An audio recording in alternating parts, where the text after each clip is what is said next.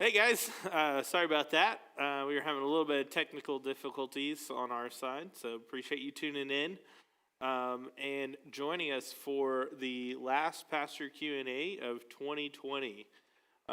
We kind of looked at the calendar and recognized that next week is going to be on Christmas Eve, and then the next week is on New Year's Eve, and we said, you know what, people are going to be busy with the holidays. We're going to be busy with the holidays, and we got a Christmas Eve service next Thursday, so we want to focus on that. So this will be our last Pastor Q&A for 2020, and for the last Q&A for 2020, we wanted to take a look back at 2020 and some of the major things, major takeaways, particularly what with the major thing that we've been dealing with all year, the pandemic, COVID-19, the coronavirus. Yep.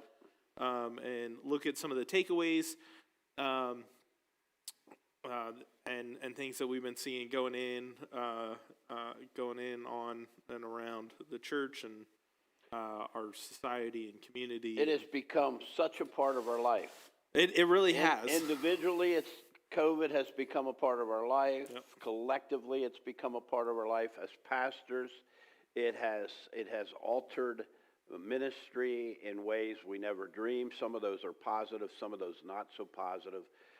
We wanted to spend just the next 30 minutes or so just talking about some of those takeaways and hope that perhaps they'd encourage your heart.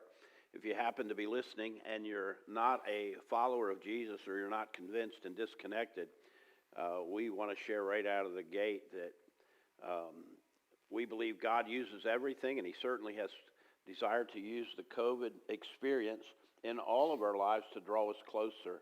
And we have seen people place their faith and trust in Jesus Christ. And if you're listening and not a follower, it would be our hope and prayer that you would choose to do that as well. I'd like to begin, Evan, by reading a passage related to the sovereignty of God. And this is a passage where we spoke on not too long ago in a message about our security.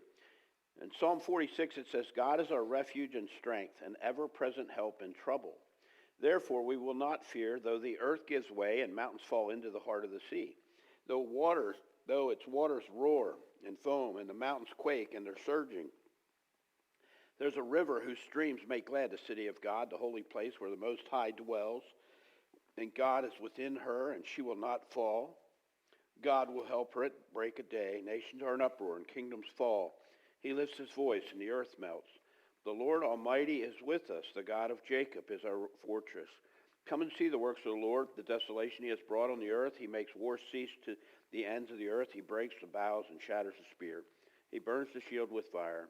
Be still and know that I am God. I will be exalted among the nations. I will be exalted in the earth. The Lord Almighty is with us. The God of Jacob is our refuge. And you know, one of the cool takeaways for us as we look at the global pandemic that really kind of took root back in March here and has kind of been with us ever since is not escaped our God, right? He's totally aware and has allowed it. In some ways, God either allows or causes all things, and so we trust that he's right in the middle of it and aware of it and desires to use it. And so then at that point, there's like this, God's got this. And not only does he got this in like this big global sense, but on a very individual basis, there are things for Evan Bayok that God has used the global pandemic to bring about in your life, in your heart, in mind.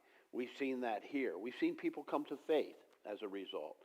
And so just this cool piece of knowing that in the sovereignty of God, this has not been outside the plan. And there's something that's very, very just refreshing about that. I wanted to say, as we're talking about this, I put at the top of my notes, I wrote a couple notes, grace. We talk about our Pastor Q&A, grace, like at the top of everything. And you really need grace at the top of this topic, like any other topic, because people are at different places in how they deal with it, how they handle it, respond to it. We've seen that in local church from people who hardly bat an eye, and just keep on going, to those that, well, we haven't seen since it began. And so this is a topic where we want to extend a lot of grace and trust that the Spirit of God is working in individuals in a very individualistic way. I was going to have you share. I wrote down the two major views because you kind of brought this to my attention. We were talking about local church and how do we respond to the pandemic. And, you know, one of those views is be there, and the other view is let's stay away from there. So why don't you share a little bit about the two different views that churches have taken? Yeah, I think the two different views that churches have taken are probably best articulated by two really amazing pastors.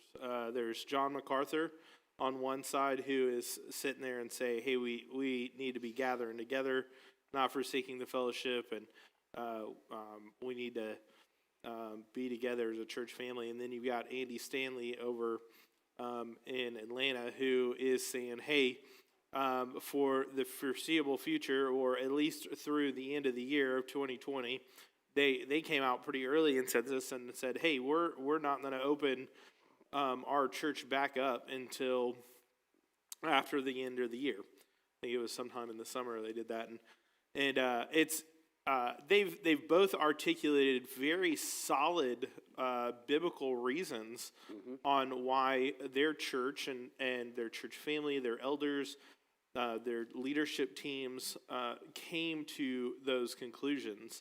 And so I think this is this is where that idea of grace comes in. And I think both pastors have shown grace toward each other in that situation. And I think that's essentially where the two camps fall for churches. Yeah. There have been churches that have said, hey, we're going to stay away because we love our neighbor, and this is the way we believe that we love our neighbors. And there's churches that are sitting there saying, hey, this is the church. We have the best news in the world, that we need to be, we're called to be in fellowship with each other. It doesn't say, to forsake that if there's, a pandemic or a war or anything. Like, we're called to be the church of family, the light of Christ, or the light to the world.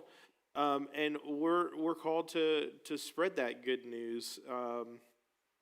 And in some ways, this is how we love our neighbor. And in some ways, this, in a lot of ways, this is how we love our neighbor, by being available to care for them, to be there for them, and to be present in their lives. And so I think, that's kind of where we've fallen. Yeah. We've fallen on that. We've taken the position. I remember you said very early on, I don't care if there's 5 people in the building, if, God has, called us to minister to people, and we have the best news in the world. We need to have our doors open for them. And I tended to agree with you. I thought that was, I agreed. We have the best news in the world, and if one person walks through the door to be ministered to, then we want to minister to them. And of course, we've set up. We also recognize the other side of the argument, and want to care for those that feel like they either are at risk, or they're just not ready to come back, or maybe somebody else in their family is at risk, or they need to take precautions because of their job. And we've taken steps through our live streaming and stuff to make sure social distancing, masking, all those, doing everything that we believe we possibly can do for the safety of others. Yeah, and still choosing to meet. Still choosing to meet. Yeah. So I don't know if there's a right answer or a wrong answer to this. I think when I look at the arguments made by both sides, I look at it and say, man, those are both biblical responses. Yeah. And I think there's some really good wisdom in both, and I think ultimately it just comes down to kind of where the leadership of the church is, and which is crazy. What's crazy is I've heard stories of churches who have gone through that, have gone through lockdowns and gone through, hey, we're not going to meet. And members are sitting there like saying, we need to be together. Yeah. You know, where states are saying, hey, you can't meet. And they're like, we want to meet. We should meet. Like, this is our right to meet. We want to, like, we have to be together. So, I mean, I think it's, I think there's good, valid arguments Yeah. for both sides. And I We've don't, certainly seen the blessing of being together. Last week, Yeah. Was there 10 or 11 guests here last week? 10. Yeah, we had 10 guests. We had 10 guests at Stillwater last week. So here we are, numbers rising, and we're keeping the doors open, sanitizing, social distance, masking. We had 10 people show up, right?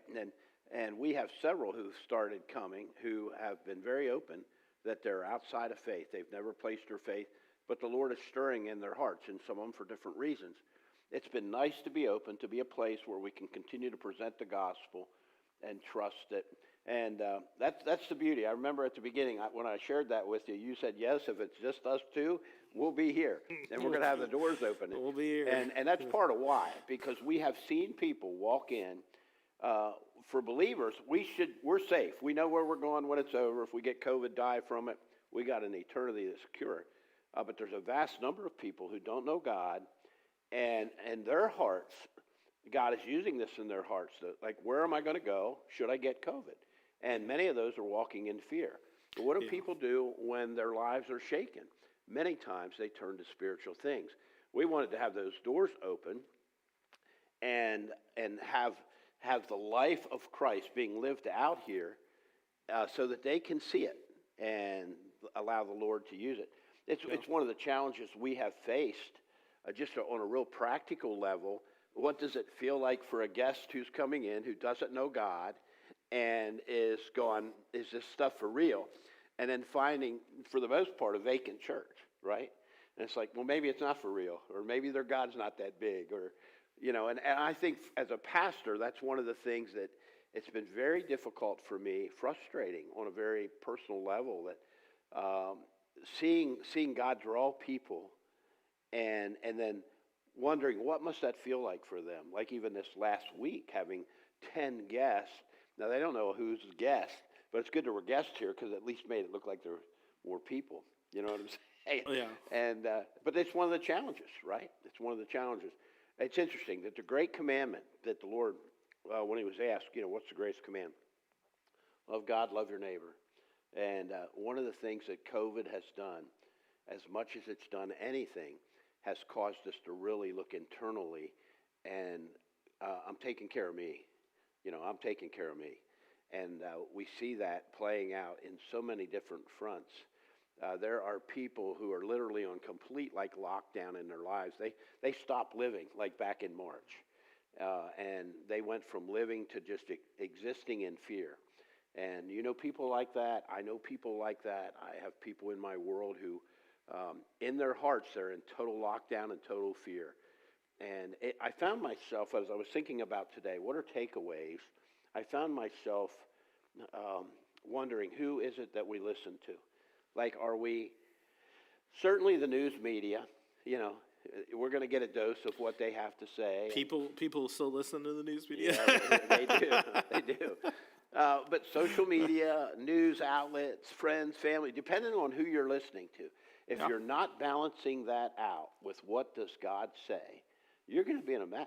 And we've seen that. When you go back to the Word, and I would encourage anybody online, if you're not balancing this out, I highly encourage you to balance this out. Take in the Word consistently and regularly, and you get doses of the Word that reminds us of the sovereignty of God, the power of God, the wisdom of God, the goodness of God, the love of God, all those things. And you go, he's saying, come to me, all you who are weary and you're struggling and you need rest. I'll give you rest. And he wants to provide rest in the midst of this pandemic. He wants our souls to be at rest. He wants us to be at peace. Now, he also wants us to be wise. Yeah. Right? He doesn't want us to be foolish and go make really stupid decisions. But my point is, it's really easy to get out of balance and start taking too much intake from someone other than what God has to say. And when that happens, we end up putting more weight. we put more weight in everyone else's view about COVID than we do about what does God say. And when that happens, you can really see it. You can feel it. And the peace is gone, the rest is gone. There's an anxiousness. There's a getaway, hide away, stay away. There's a bunch of things that take place across in our spirits in general when we operate that way. A couple other things I wanted to mention. We found that it's fascinating that when this hit, as reminded of the persecution that took place in Acts, like believers were persecuted and they scattered because of the persecution, and that's how God advanced the gospel, right? Well, this was so cool that God allowed something like this to happen, because not just at Stillwater, but churches globally, the gospel has got a much further reach. Now, we're not the only ones who went to a live stream, so we can be with you today and others, and not just here, but you mentioned services have been watched in various states and different countries as a result of the pandemic. And so it's kind of cool how God takes things and advances his cause in ways that we wouldn't have imagined. And so I thought, I put here that he continues to build his church, and we've seen that. We literally have seen people come to faith, people continue to grow in faith, and his church continued to be advanced. You can't stop it. Gates of hell can't stop it. So, another point I wanted to make, and you can speak to this a little bit because you're right at the core, center of this, is this highlights the beauty and the need for biblical community. Yeah. Why don't you speak to that for just a moment, because you're watching that unfold. While we're scattered here, we're more connected. Yeah. I think what has been one of the glaring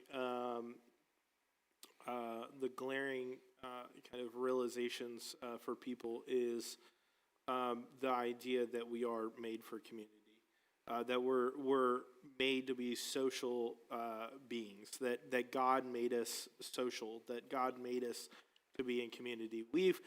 I think the church has been saying that for years, for decades and centuries. Yeah. The church has been saying that.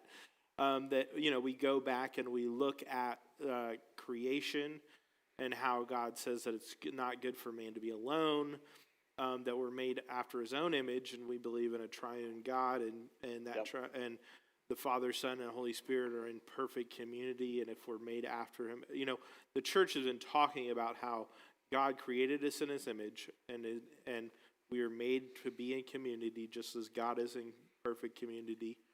How even in the creation story, he says that man is not good to be alone, and how over and over and over again we impress upon this idea of being in community with other believers and how important it is. And then the coronavirus pandemic comes around, and we are forced to isolate. And we are told, stay in your house, stay away from other people. If you get it, you got to isolate for 14 days. You can't, be with anybody. And even in a world where we're so connected with social media and technology and FaceTime and the ability to connect in so many different ways, we still feel that isolation of being alone. Yeah. And not together with one another. And so what we have seen is what I have experienced as an increase in wanting to have some type of community or some type of fellowship with believers. And many don't feel comfortable coming to a full service where there's 50, 60, 100 people in the service, but they will feel more comfortable of getting together in a small group or what we call life groups. And so they're finding and being encouraged in that community. And we are just constantly seeing more and more people throughout this who maybe have never stepped into what we call biblical community, never stepped into a life group before, say, hey, I want to be a part of that. Yeah. And it's been incredibly encouraging because, biblical community is one of the staples, one of the main things that I think we as believers need to be in on a consistent Yeah. basis. And Yeah. and what I think this pandemic has emphasized is the importance of that, the importance of community, the importance of relationships, the importance of fellowship, Yeah. and how it's just shown us that being isolated is not healthy, both physically, spiritually, and mentally. Yeah. It's not healthy for us. And the Bible is very clear in saying, hey, you need to be together. You are social beings. You were created to be social beings. Yeah. That, and here's the thing. Sure, you can find fellowship and community other places, but of course you can. There's clubs, there's gyms. People try and fill those voids and find community elsewhere. But being together with other believers is so important, just to developing your faith, to deepening your faith, to growing in your faith, and just really being spiritually formed, and to help others to do all those same and to things. help others to Yeah. do all of those Yeah. things. I find it when I'm hanging out in biblical community, they're helping me in all those areas. They're helping me grow. They're sharpening me. They're inspiring me. Yeah. And there's such a level of intentionality. It has to do with faith, obedience, which are things that it takes purposefulness. And so there might be people listening and, you go, man, I wish I kind of had that. And for some, it's more difficult than others. I was with someone last night, and they were asking me about our Bible study. We meet at 6 o'clock, and we're pretty spread out. We have people sometimes gathering from different states. Well, we meet at 6 o'clock on Monday mornings, and right now, due to COVID, we've been doing that on Zoom. And this person goes, okay, count me in. I want to be a part of that. And so we're a part of a fellowship on Zoom at 6 o'clock. Now, we also are in a small group that meets during the week together as well in person. But my point is, COVID has highlighted the beauty of community and the need for it. We're seeing God do some really cool things when believers are meeting together and lifting up one another in prayer. And somebody in their group has COVID. How do they respond? And we've seen that happen. And we see people continue to love and share and give and take care of one another. And so it's been really, really cool. Yeah, I didn't even talk about the support that people are finding out of it. We've had people who have brought needs to the group to groups, and just been able to. Those groups have been loving and coming alongside them and stuff. Yeah. I think it's highlighted for us as a nation, a people, the temporalness of jobs, money, materialism. If it hasn't, it surely should have, because we've had a great opportunity to see all those things kind of shaken in a way. I remember an interview with I can't remember the guy's name right now, but he owned a sports team and he owns restaurants all around the world. And he said even rich people live paycheck to paycheck, And so the sports teams weren't meeting, the restaurants weren't open, and here's a guy who's one of the wealthiest dudes, and he's going, man, I can't pay my people because it's based on the money that's coming in. That's how he said, even rich people. And so it's kind of cool that no matter what level you're at, God takes things like this and goes, hey, what are the things that really are important? And so a lot of us have had exposed to us at a really good level the temporalness of the things of this world. I wrote down here, forced creativity. When this happened, immediately, we're saying we can't gather, we can't go. No, we got to gather. We got to be with the body. We feel a need, a desire God's put in us to feed sheep, to nurture sheep, to care for sheep. It's like, how do we do that? I remember we were doing some CDC, the Comfort During Corona videos, getting those out. We had Wednesday night, we were going through the book of Philippians and just purposing to be creative in getting the gospel message out, the word of God out, which is what God uses to encourage hearts and souls. And, it's just fun being a part of that. We're fortunate to be in a place where we can go, hey, and it's cool. There's been so many creative things done to advance the cause of Christ, from parking lot services to the whole Zoom service. And it's really cool. God has wired his people. you look around and you see God's pretty creative, and we've got to see some of that creativity thanks to you and some of the gift sets that you brought to us. We've been able to practice some of that creativity here, and very thankful for that. So that's one of the cool things I've noticed that has come out of this as well. Also wanted to mention, we talked about this. We were talking about Satan. I think it was last week or the week before, and you know, Satan loves to seize things, opportunities. He's an opportunist. And so I mentioned here in my notes that when you look at COVID, you see an opportunity for Satan, for a world system, and for our flesh to kick into high gear. Because everything about this, when it happens, causes this internally, in our flesh, this state of fear. And it's take care of me, where the scriptures, the Spirit, are calling us to love God and love others. Well, to love God and love others so many times is doing what Jesus did, as he put aside himself and came to earth as a man, humbled himself, became obedient even to the death of the cross. That kind of lifestyle, totally other-centered, forgetting like this is not about me, for me, this is for God and for other people. And if you've seen anything, you've seen Satan, the world system, and our flesh kind of gravitate away from the other-centeredness that the Spirit of Christ brings to people. And so you see that on one hand, where a lot of people have literal insulate, isolate, and the world becomes about themselves and self-protecting. And then you see the other side of that. And I'm thinking about Marty. You know, the guy, he described it to us as elders as a triple threat. He's got several things wrong with his body that if something were to happen, but yet every Wednesday he makes it to student ministry and puts himself a little bit at risk, especially with the younger ones, because they don't care, you know, and yet he's there. And so you see both sides of this, where you see a really pulling away, and then you see an incredible other-centeredness as well being lived out. Yeah. And so it's kind of cool. Let's see, what else? Other things you want to mention? I want to highlight this idea that it's a spirit work, not a flesh work, what we're doing. That we can't, none of us can change a heart, right? We just present truth. And so what we purpose to do is continue to be faithful to present truth week in, week out, and trust that God will bring increase. I said this last week, we were talking out in the hall, and I said we plant seeds and we water. That's what we do. Yeah.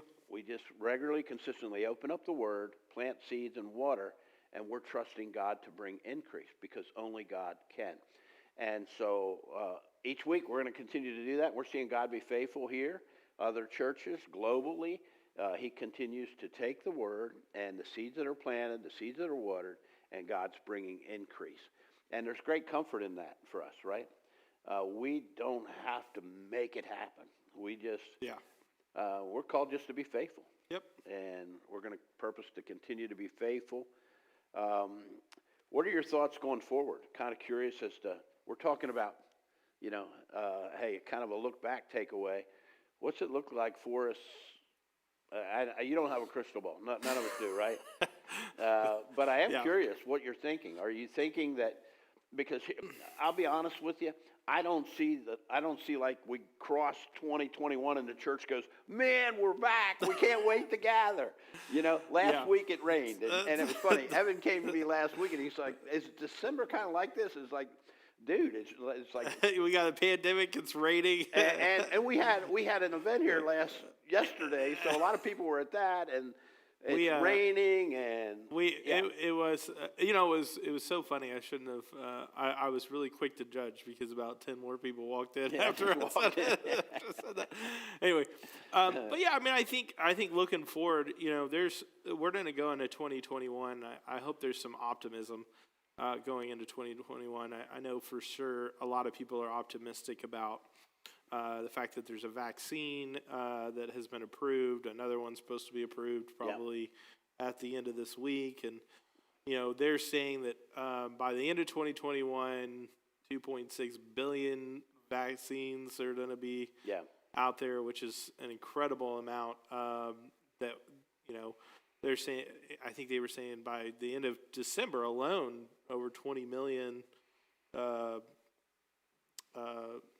vaccines are going to be shipped, and so I think there's an optimism of going into 2021, at least as far as COVID is concerned. Yeah. And that I saw a piece, I think it was a Washington Post article quoting the president, CEO of biotech, one of the firms that helped Pfizer develop theirs, saying that he fully believed that, summer 2021 Masks will be gone. done. Yeah. Yeah. COVID will be done, and which would be awesome. Yeah. And I think a lot of people would, would love to move past this, and I think I think there's some optimism for that. But I think here's the thing: that's all. I think that's all in what the world is doing. Yep. And I think what we need to be focused in as a church going into 2021 is focusing our trust again in Jesus and in God and what He has for us going into 2021. And I'm excited about that. I'm excited about the potential of 2021 and what He has for us, and not for us as in Stillwater, but also just as What a greater God's doing on community it.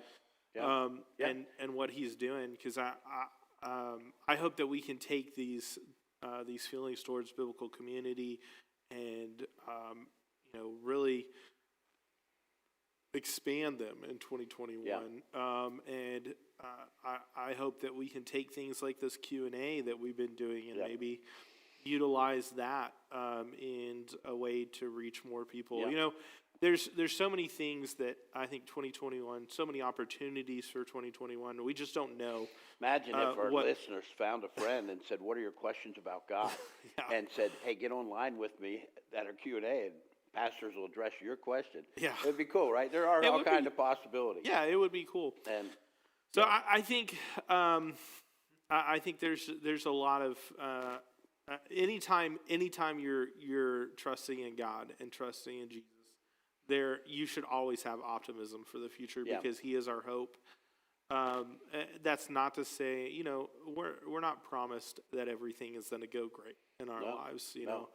And I think we've experienced a season, and who knows, 2021 could be a continuation of that season. But no matter what it is, we have hope and we have optimism that we can find in Jesus because He is our hope and He is our salvation. So I think we should find our hope in Him, and we should follow what He tells us and to love God and love other people. One of the things that we've heard, and I appreciate your optimism. And you know me, I don't know how you can be a follower of Jesus and walk in spirit and not be optimistic, right? 1 Thessalonians, be joyful always, pray continually, give thanks in all circumstances, for this is God's will for you in Christ Jesus. We're going to do that. We're going to be joyful. We're going to keep praying, and we're going to continue to give thanks. Ever since this thing happened, we're saying, thank you, Lord. We know that without a shadow of a doubt, you're in the middle of it. You see it. You're using it, and you're going to draw people to yourself. And we've watched that happen. I would just give a shout out to those of you who have allowed COVID to be your excuse for not being in biblical community, for not attending local church. And I don't even care if it's this one. This is just one of many. But we're called to be in biblical community. Local church is a big piece of that. It's been happening for over 2,000 years. And we've heard people say that, I'm doing the living room thing, and then I went from the living room thing to not watching at all, and then drifting, and then going, I watched my spiritual journey begin to become cold and fade. And we don't want that for followers of Jesus. This isn't about getting butts in seats or bucks in the box. This is about seeing hearts turn towards the Lord, people wanting to live fully for the Lord, people knowing that we got a limited window of time to get the gospel message out to those who don't know God, who are destined for an eternity apart from God, and calling us as a church to be the light in darkness. And so that's what this is about. And if you're one of those who's just using this as another reason to sleep in, don't. I'd say don't. And for those of you who are, we still have them. We have some really elderly folks. We have some high-risk people.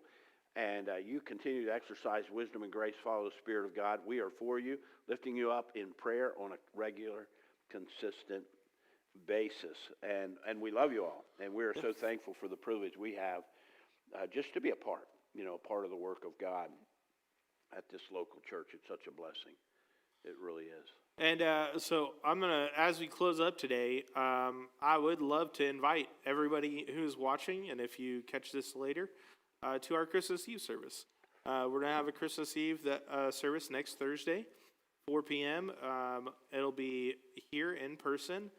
Our kids ministry will be open for birth to 4-year-olds, and we would love to have you be a part of our Christmas Eve service and just celebrating the birth of Jesus.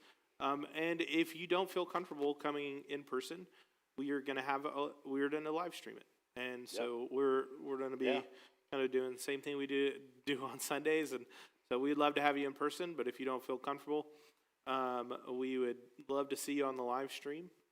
And this week, we're going to continue in our Do We Have the Right Baby series. Yeah. It's called Like Father, Like Son. Yeah. You did a great job, Evan, the last few weeks, kind of walking us through his birth and the genealogy and all the way up through 12 years old.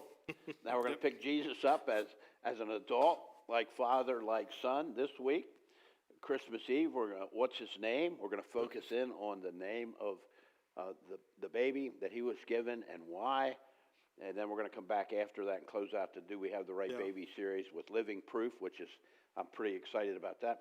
And then Evan is actually going to kick off our new year. I'm actually really excited about our new. I'm not that I'm always excited about the series that we do, but I'm really excited about what we're going to kick off the year with. We're going to have a series called Wisdom 2021, looking at Proverbs, selected Proverbs in chapter 20 and chapter 21. Yeah. And so it's called Wisdom 2021. We'll be doing that for several weeks to start out the year, and it should be a great series. Pretty excited. If anybody knows Kurt, he's definitely, I think, I heard one of the elders describe him as a Proverbs man, and he loves Proverbs, and I think we all should love Proverbs. But Proverbs. We are very excited about to kind of dig into some of those Proverbs and see what God has to say for us as we enter into 2021 and how we should be living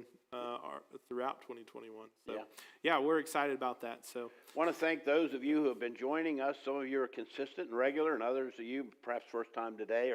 But thanks for joining us on the Pastor Q&A. The goal of this is to encourage hearts with truth from God's Word, and we want to thank you for hanging out with us. Don't let COVID get the best of you. Keep your eyes centered on Christ. Cling to the vine. He's the source of life. We hope to see you, if not Sunday. We'll look forward to seeing you at Christmas Eve. And be sure to join us as Evan kicks off our new series, Wisdom 2021, after we make the turn. It'll be interesting to see what the Lord has. We don't know what it'll be. We just know that if it's of the Lord, it'll be good. We can trust him. So, hey, thank you all for joining us today. God bless.